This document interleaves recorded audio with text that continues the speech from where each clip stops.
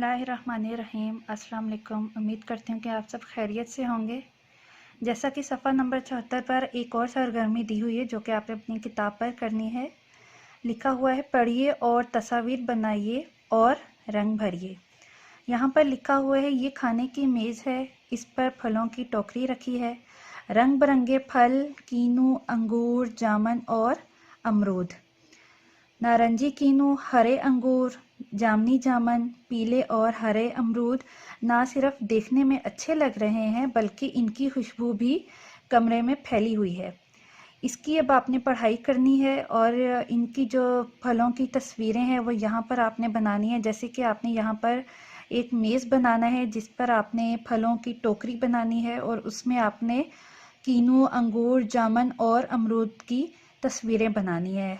कीनों में आपने नारंगी रंग करना है, अंगूर में आपने हरा, जामुन में आपने जामनी और अमरूद में आप पीला और हरा रंग कर सकते हैं। ये अब आपका है घर का काम।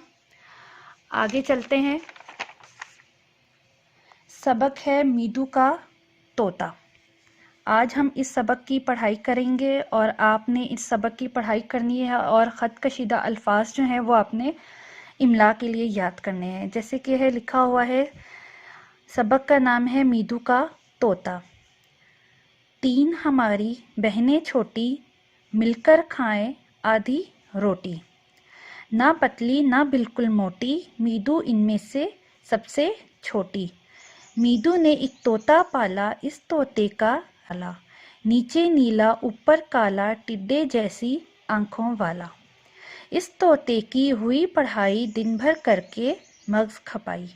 शाम को दी मीदू ने दुहाई, लाख पढ़ाएं खाक न बोले। दुम न हिलाए चोंच न खोले, बहुत कहो तो होले होले फर्श पे मारे रह रह ठोले। भाई ने सोचा इसको बुलाएं, छेड़ जो इसको दाएं बाएं।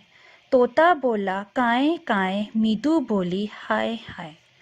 सबने इसको तोता समझा, ये तोता तो कौवा निकला। इस कौवे की दुम में तागा, इसके पीछे छोड़ो कुत्ता। अब ये जो है मीदू जो है वो अपनी बहनों में सबसे छोटी बहन थी जिसने एक तोता पाला था, लेकिन वो क्या निकला? कौवा।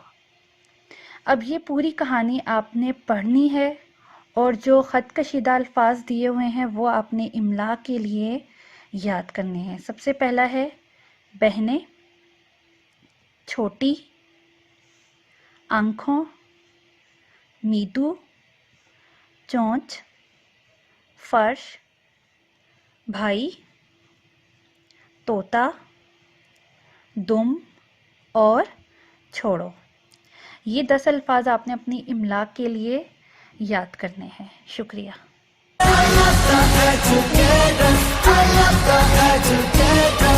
मुझे मिला है प्यार, हाँ कल पे